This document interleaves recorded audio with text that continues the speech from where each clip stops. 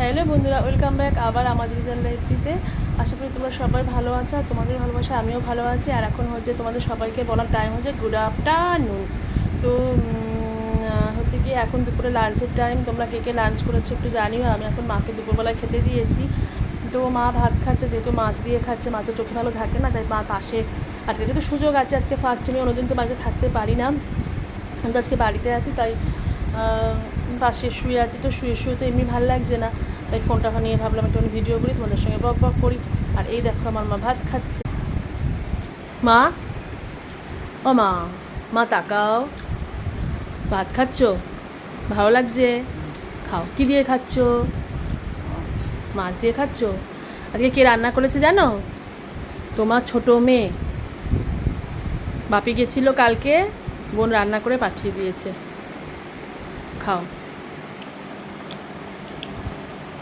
হ্যাঁ বন্ধুরা, বাপি কালকে ছোটো বোনের বাড়িতে গেছিলো, ছোটো বোনের মেয়ের কালকে বার্থডে ছিল। তো সকালবেলা বাপি ফিরে এসেছে, তা বোন মার জন্য, বাপির জন্য পমফ্রেট মাছ, তারপরে কাতলা মাছ সব রান্না করে পাঠিয়ে দিয়েছে। বাপির খাওয়া হয়ে গেছে, খেয়ে দিয়ে ঘুমাচ্ছে। মাকে একটু দেরি হতে করেই দিলাম, সকালে মা দই চিড়ে খেয়েছিল ওই জন্য। আর তোমাদের কার কার লাঞ্চ হয়েছে অবশ্যই জানিয়ে দিও। আর একটা ছোট্ট কথা বলে দিই, বাবা মা থাকে আমার কাছে, কিন্তু তোমরা জানো তো বন্ধুরা, আমার দুই বোন সমানভাবে দায়িত্ব পালন করে।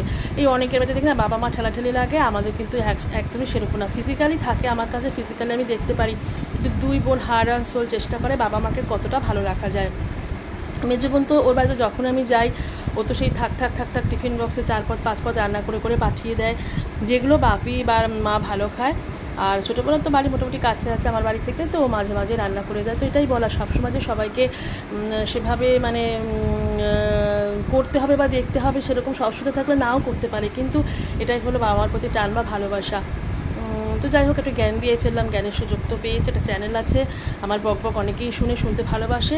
আর সেইটা, আর এই যে একটা দেখো, আমি সবসময় কাজ করি, লাফালাফি করি, যদিও আমার একটু বয়সটা হয়েছে, সবাই বলে এত লাফালাফি করা উচিত না, তবুও আমি মনে করি আমার মনটা ভালো থাকে, করে যাই।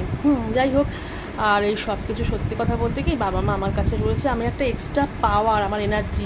দেখো গুরুদেব তো আছে, ঠাকুর আছে অবশ্যই, কিন্তু ঠাকুরের থেকেও আমি মনে করি বাবা মা একটা বিশাল পাওয়ার।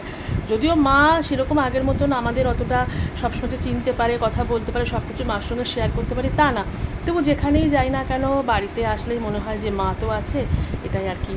তো ওই জন্য সবাইকে বলি, সবাই যতটা পারবে বাবা মাকে দেখবে, ভালোবাসবে। বাবা মার বিকল্প কিন্তু পৃথিবীতে কিচ্ছু নেই। আর যারা বাবা মা হারিয়েছে, এটা সব থেকে তারা বেশি বুঝতে পারবে, কিন্তু হারানোর পরে তো অনেকে একটু আধটু অবহেলা করলেও কিচ্ছু করার নেই।